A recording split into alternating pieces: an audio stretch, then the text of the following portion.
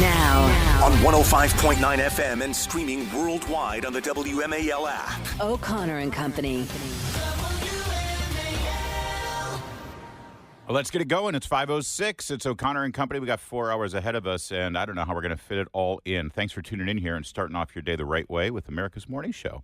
Coming up at 6:35, our buddy Cal Thomas will chime in on the news of the day. It's 7:05. Eric Baxter, he's the senior counsel over at the Beckett. What is it? Beckett Fund. Beckett Fund. Thank you. Yes. Talking about parents now petitioning the Supreme Court to restore that opt-out choice in Montgomery County over the sex education curriculum.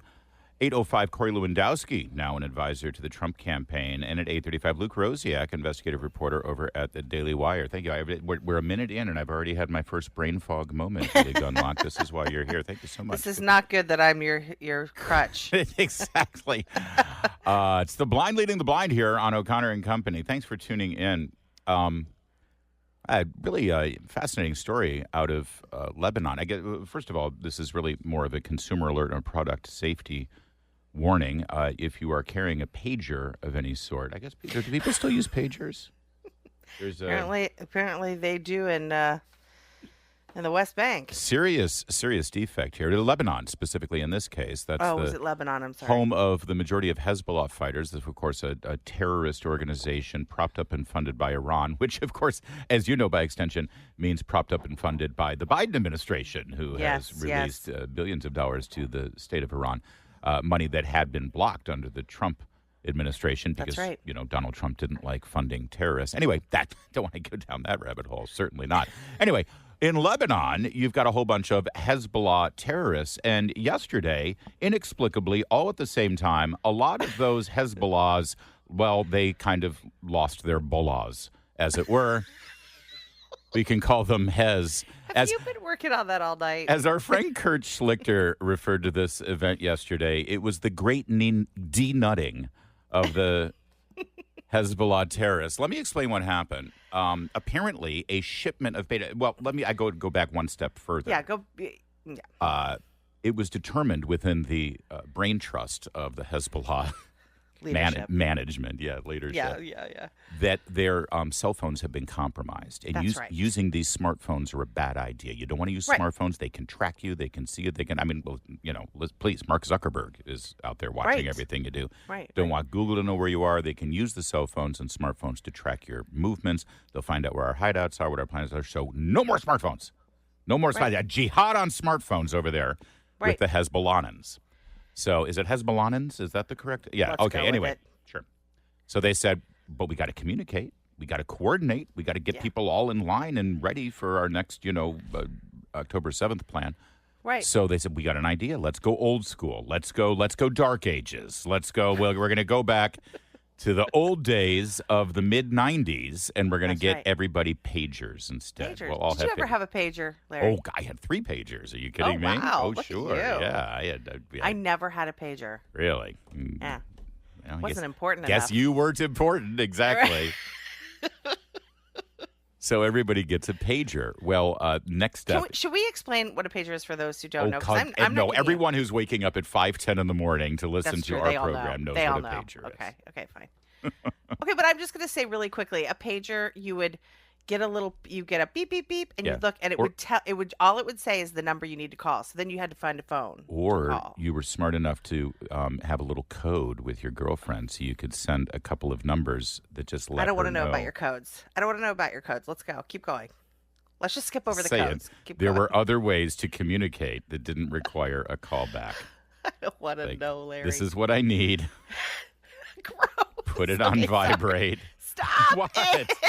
Oh, my God. This is how you communicated in the 90s. I'm having a little walk down memory lane. And I'm guessing at least 10% of the Hezbollahans did this as well. Anyway. By the way, nowhere in the course of this grand master plan from the geniuses at Hezbollah did they realize that pagers can also be tracked. And pagers... But that's okay. This is, there's no IQ test when you become a radical Islamic terrorist. This is why Mossad is like, they kind of make it easy. Exactly. Honestly, they're not Mossad's a genius. Look who they're dealing with, right? What is the entrance exam? When you say, I want to be a Hezbollah freedom fighter and I want to kill the Jews. Oh, all right. Well, we do have an exam. We got to test your IQ. Question number 1. Are you willing to kill Jews? Yes or no? Done. Oh, you're in.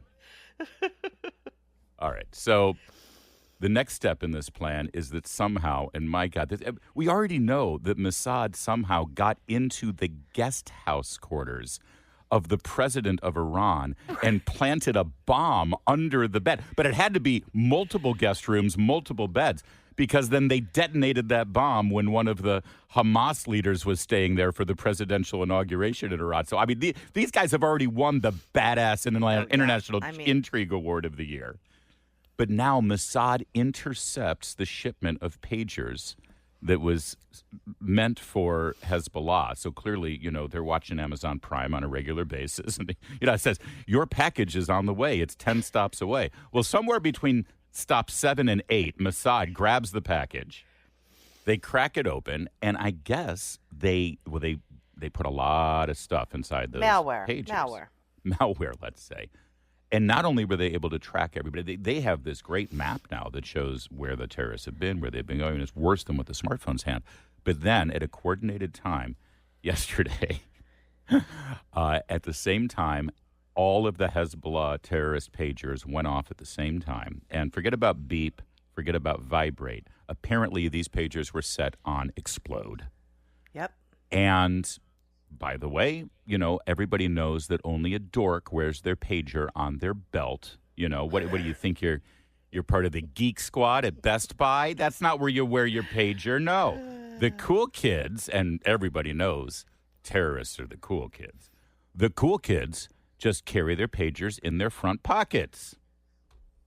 So when that explosion happened, well, this is why we have to now refer to them as just Hez, because they all lost at least one or both of their bolas when the explosions happened. And my favorite. It's a beautiful, beautiful thing. My favorite was someone on Twitter. I don't think this was Kurt Schlichter. Actually said, or posted a picture of the Hezbollah Barbie, and it was a picture of. It was just a picture of a Ken doll with no clothes on. This is an anatomically correct representation of a Hezbollah terrorist. Yes. Yeah. A lot of video on Twitter out there showing some of these injuries. Missing fingers, missing parts of their faces, lots of lower body injuries. Most of the injuries all seem to be from the waist down and the knees up. That's right. And it had to be relatively painful. And yes, this and of course we're having fun with it, and of course we're laughing at it because these are the worst human beings on the planet. There are, and it wasn't just like the random, idiot Hezbollah member, the ambassador to Lebanon, the Iranian ambassador. Yeah. What did I say? I'm sorry. You just said the ambassador. I want to make sure everyone knew it was the Iranian ambassador. Iranian ambassador to Lebanon was injured from an exploding. Wait a minute. No, pager. Why does he have? There. Yeah, this was only meant for Hezbollah terrorists. Why would the august ambassador from Iran? Iranian ambassador to Lebanon. Yeah, that's weird. I don't know. By the way, has anyone checked on Ilhan Omar? Rashida Tlaib? How are they? I'm just curious. I mean, I haven't heard one way or the other, and I just want to make sure they're okay. We've got more on this amazing story, and apparently some people actually thinking that Israel is the bad. By the way, I don't think has Israel claimed credit for this. I don't know. Or are they just doing what they usually do, which is like, that's an interesting story. That's interesting. Anyway, anybody want some hummus? Some pita? Olive oil? All right, we'll get a little bit more on this in a moment. First, though, it's 5:15. WMAL traffic and weather every 10 minutes. First on the fives, it's Jamie Whitten in the Hadid Carpet Cleaning Traffic Center. Well, good morning. Now, we have the wet pavement, and we're going to have that through the rush hour, so factor in extra time. Kind of scratching my head here thinking, how does this happen so early? A 4-car crash heading through town, DC 295. So for those of you that come out of Chevrolet and take 295 southbound, hang on because they're dealing with this on the exit right near the inbound 11th Street Bridge. And I'm looking at delays already back to East Capitol Street. So that's pretty intense already. Now, northbound DC 295, you're not affected. Your travel lanes are open and you have no problems getting to the inbound 11th Street Bridge. Getting to 270, that's going to be a problem. We have one lane blocked from 70 going to southbound 270 with crash activity. Once you're on 270, your travel lanes are open, so that looks good. Now from GarageDoorRepair.com, the WMAL Stormwatch 7 forecast. Rain. Lots of rain out there. As you just heard from Jamie, it's not a great commute already because of the rain and patchy fog and clouds. Today's high will be 75 degrees. The rain should continue on and off throughout the day. Tonight, scattered showers, lows in the mid-60s. Tomorrow, we've got some morning clouds. Then we're looking at afternoon sun with maybe an isolated shower, but it's starting to clear up by tomorrow with highs near 80 degrees. And then Friday, partly cloudy, low 80s for the high. On Saturday, Navy football game day, it's going to be beautiful, mostly sunny with a high of 80 degrees. Right now, it's 71 degrees at 517. WMAL. Making sense of the news. Live From the Home Paramount Pest Control Studios. Home Paramount, the leader in pest control since 1939. I'm seeing some voices out there, the usual suspects, saying that this is an awful thing that Mossad has done. By the way, 2,700 injuries. You call one phone number and send a page, and you get 2,700 hits, literally hits on this. And I don't know how many deaths, but there were some deaths as well. I think 8 was the last estimate that I heard. And but this goes beyond that. This obviously, there's carnage, there's injuries, pretty humorous. Right, and of course, and there was an injuries. 8-year-old girl that died as well. Don't give her a terrorist pager. Well, and who knows? She could have been walking next to her father, who is a terrorist. I don't know. We don't know the details of it, but it's understandable that, after October 7th, I think that we all recognize that children are going to be victims of this war until it ends. We do know that Hezbollah, Hamas, they put children in very dangerous situations. They store bombs in schools and mosques, and they put under children's beds. We've seen video of this. It's clear that they use children in absolutely vile ways. So you never had a pager back in the 90s? No. You never did. See, now Nope. I did. As I said, I had 3 at one time. I had 3 pagers. And I don't know about you. Were you ever dating someone who had a pager? No. Or did you ever? No. Help me out here, And all Jules. the fun I could have had, I had no idea. Oh, all the I choices. feel like I missed out. Yeah. My Well, I goodness. can tell you that this was a typical these thing. fun codes that you can use. I'm out on a date, and suddenly my pager goes off, and you're looking, and it's like, oh, I can ignore that. And then the pager goes off again, and and obviously somebody's trying to get a hold of you, and suddenly you're getting another number, someone trying to get out. Something's going on. And the other thing is they'll page you, and then they put 911 after the phone number, which is, know this that, is an yeah. emergency. You've got to call me. And what would I would say this all the time. I'm out with a date, and Oh, obviously trying to Larry. get me, and I would say to my date, I'm sorry, I got to make a phone call. My pager's blowing up. Kid you not. Pager's That was blowing up. that was a standard phrase back in the day.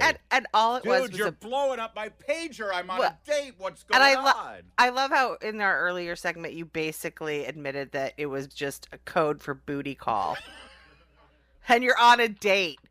Sorry, gotta go. Emergency at the I office. apologize if that's what you inferred from my statements, but I certainly didn't meant to imply I such really a had thing. my 20s were boring compared to yours. So, anyway, Mossad gave new meaning to blowing up somebody's pager yesterday Larry.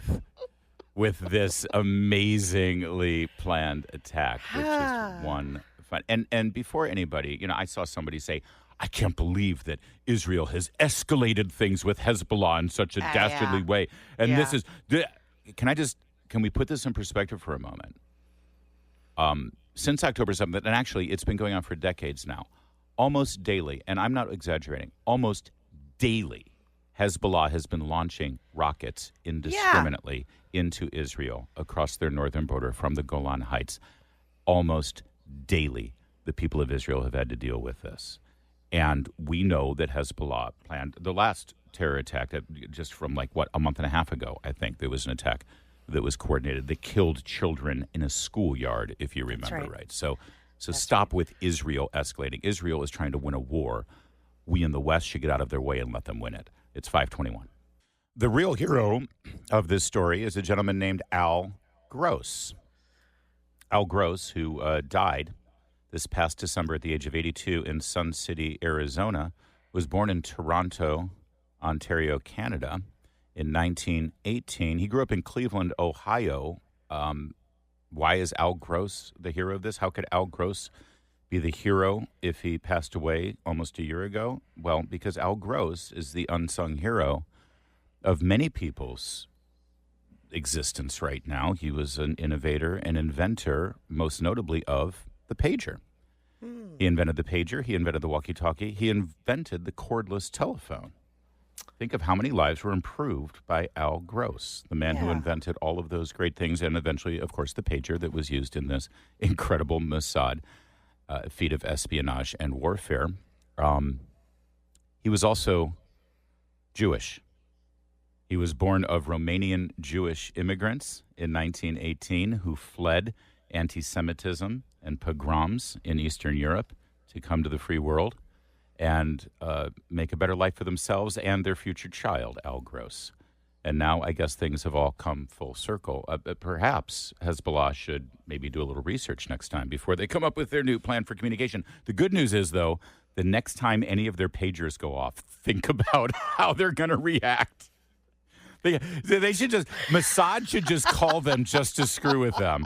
Not blow them up, just send them a little beep today, you know. And I assure you, if it doesn't blow up in their pants, well, something else might blow up in their pants when the pager goes off. Well, the next thing is pigeons. So they, carrier I honestly, carrier pigeons.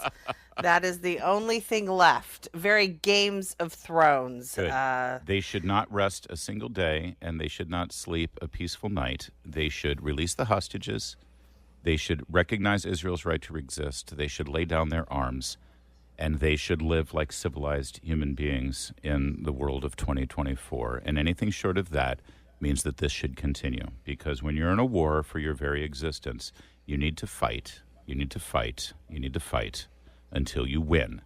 That's what Israel is doing right now, and they deserve allies who support them, and they deserve some allies who can marvel at their ingenuity and their brilliance in fighting this war against a horrible, horrible enemy. It's 5:30 on O'Connor and Company. WMAL FM, Woodbridge, Washington, a Cumulus media station. Making sense of the news. News Talk 105.9. News now On 105.9 FM and streaming worldwide on the WMAL app. O'Connor and Company. Okay, one more Hezbollah joke. Just one more. I got to get it out of my system. Just one more Hezbollah joke. All right, let's go. Hezbollah before the pagers went off, almond joy. After, mounds. It's 5:37. So Connor and Company on a fine Wednesday morning, this 18th day of September. Coming up at 6:35, Cal Thomas, syndicated columnist. 7:05, Eric Baxter with the Beckett Fund. Talk about that fight that we continue to have for parents to opt out of sexually explicit instruction in elementary school. Can't even opt out. Not even allowed to opt out. 8:05, Corey Lewandowski will join us. And at 8:35, Luke Rozak from the Daily Wire. I'm Larry O'Connor, and that is the ever-patient Julie Gunlock. I don't know. Good morning. You just have the patience of a saint. I don't know how you put up with me. Oh, well. Speaking of Corey Lewandowski, who has now rejoined the Trump campaign, and he appeared on the News Nation cable news network yesterday and said something I think that we should all be able to get behind. Elizabeth, I think the president is very grateful for the work of the men and women of the Secret Service. He's grateful for those officers who made the arrest. Look, it's obviously a very scary time. We've had now 2 incidences in just over 60 days that have put in called into question, his security. And that is because of the rhetoric that we're continuing to hear on the left and some members of the mainstream media who continue to say that he's a threat to democracy. So on these 2 separate occasions, they seem to be lone wolves, maybe not, but we'll find out. They're taking the law into their own hands. These are, individuals who are looking to harm people because of their political beliefs. There is no role for that in our civilized society, and it must come to an immediate end. Yeah, and but it hasn't come to an end. In fact, we had an entire day yesterday where Democrats and members of the media continued to repeat the same rhetoric, the same Trump's a threat, Trump's a threat, Trump's a threat, Yep. constantly using that word. Not that he's wrong, not that his policies are bad, not that our country will be worse off if he's president. He's a threat. Yep. Threat is the word that they constantly use. And the constant repetition, this complete and total fraudulent non sequitur that the Trump assassination attempt on Sunday is understandable because, after all, he was lying about cats and dogs in Springfield, Ohio. Yes, this is the sort of evolution that we're seeing here. What they're doing is so outrageous, and what they've said is so outrageous. So now the effort is to normalize that. Right. To normalize that he deserved it. He deserved it. Last time he got shot, they spent a few days actually saying, "Oh, this is bad, this is awful," and he got a bounce in the polls. So now, we can't have that. Right. So the only message they can have is, well, he asked for it. He deserved it. Just look at the dogs and cats in Springfield. There can be no doubt anymore that there is a certain segment of the Democrat sort of party and Democrat people who identify as Democrats who 100% want him dead. And I know that is horrible to say. I feel sick saying it. But there are a group of Democrats out there and leftists and liberals and, whatever, socialists and communists they see there's no way to stop him and they want him dead. And so this is the next phase, is normalizing the idea that he asked for it so that if it actually happens, if it is a success, they've already set it up so that people can accept, I mean, what did he expect? What did he expect? That's right. Listen, I think that it's incredibly fair to say that they saw that after the last assassination attempt, that actually helped Donald Trump in the polls. Remember, Yep. Joe Biden was still the nominee then. Yep. He was seen as a sympathetic figure. People rallied around him. It helped solidify the base around him.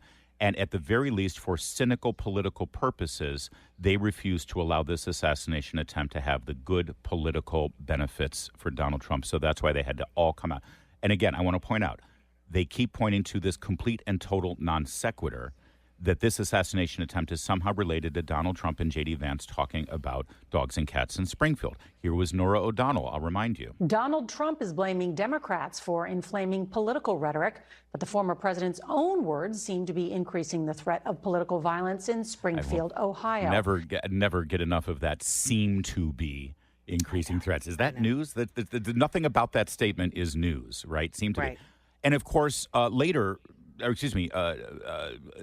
the afternoon on Monday, we learned from Governor Mike DeWine, no huge fan of Donald Trump, Sure. that every single one of the alleged bomb threats were hoaxes, and they're in no way related to what Donald Trump and J.D. Vance said, other than overseas election meddlers from other countries phoned in these bomb threats to try to change a narrative in our political process, which worked, by the way, because the mainstream media and Democrats picked up on the bomb threats to use as a weapon against Donald Trump. In other words, they are repeating foreign-influenced, deceitful propaganda. They are repeating it on our mainstream media outlets to affect the election. They are literally playing along with foreign entities trying to meddle in our election with propaganda. It's insane. And again, and the root of all of this, by the way, Julie, the root of all of it is Donald Trump and J.D. Vance pointing out that the conditions on the ground in Springfield have gotten so bad with 20,000 Haitian migrants who have been given temporary protective status by the Biden administration, and they are draining the resources and changing life as they knew it in Springfield, Ohio. And it's gotten so bad that residents there have been complaining about people living on their front lawns in tents, and even they're alleging, these citizens, these constituents, alleging that they're going after domestic cats and killing them and using them for food, right? Yeah. That's how bad it got. And Trump and Vance, no one's paying attention to this. We're going to shine a light on it. That brings us to this moment. In March, this video has just been released. The city manager of Springfield, at a city council meeting in Springfield. The city manager, on the record, on video, reported in March this very thing that Donald Trump is now being accused of, inciting racism and inciting violent attacks and bomb threats. We're going to let you hear exactly what that city manager said in just a moment, but it is absolute proof. Well, I stopped myself from saying proof because it is technically it's a report from a city official that this has been reported to him. And it is consistent with what J.D. Vance has been saying. 100% I am not telling stories. I am simply repeating what my constituents are telling me. Correct. So we'll get into all of that. You need to hear this, and you will in a moment. It's my jam. Let's go. A TikTok viral sensation there, a song that was meant to mock Donald Trump, actually, but ended up going viral by Trump lovers.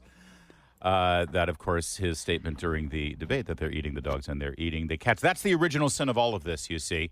Bomb threats, violence, and even the assassination attempt on Donald Trump. It's all excusable and understandable because during the debate, Donald Trump said that Haitian migrants have been reported eating dogs and eating cats in Springfield, right? In fact, during the debate, David Muir of ABC News fact-checked Donald Trump in real time. Verify here, you bring up Springfield, Ohio, and ABC News did reach out to the city manager there. He told us there have been no credible reports of specific claims of pets being harmed. So they reached out to the city manager. That's interesting. That's actually one of the funniest drops of that entire thing. We reached out to the city manager. Did you ask any of the residents? Did you ask any of the people?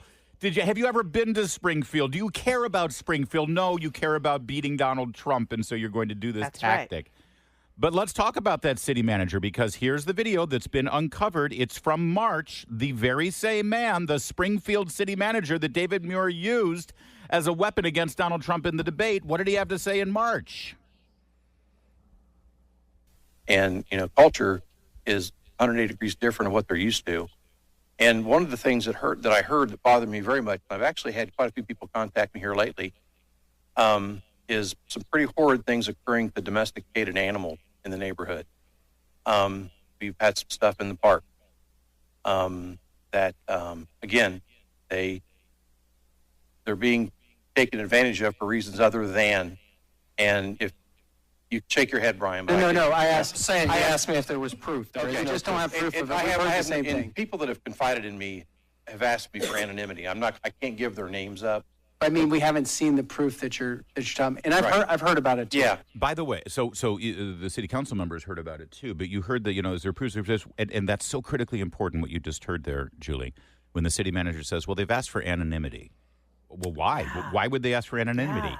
Well, look at what they're doing to Donald Trump right now. Right. That's, of course, they want anonymity. Listen, these people are here. They're killing domesticated animals and feral cats and stuff in our streets. We're better than this, Springfield, Ohio. Oh, will you go on the record? Absolutely not. I will not go on the record. Absolutely. I want anonymity, and it's understandable considering how people are being destroyed over this.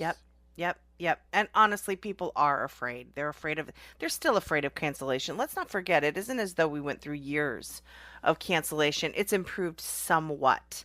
It's been exposed, right? There have been courageous people who have risked being canceled and have exposed what actually occurs. So it has improved, but it's not over. And it still happens. And then people see how they treat Donald Trump and J.D. Vance for exposing this. For goodness sake, they accused J.D. Vance of the reason there were bomb threats, which it turns out are all hoaxes called in from overseas. Right. In fact, let me get to this real fast because Governor DeVine said that they were all hoaxes, but that didn't stop yesterday on CNN and in Navarro. I think we should all question the rhetoric. The problem is that Donald Trump, who I think, if you were doing hurricane categories, he's on hurricane category 5, whereas the other side might be a 2. And Donald Trump and J.D. Vance are not questioning their rhetoric. Right now, because of their rhetoric, because of what he said in that debate, there's been 33 bombing threats in Springfield, Ohio.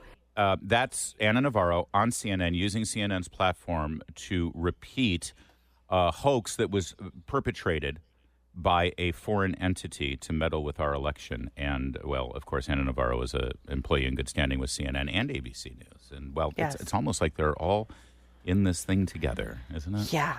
This is very, so sorry, Larry, go on. It's 5:53.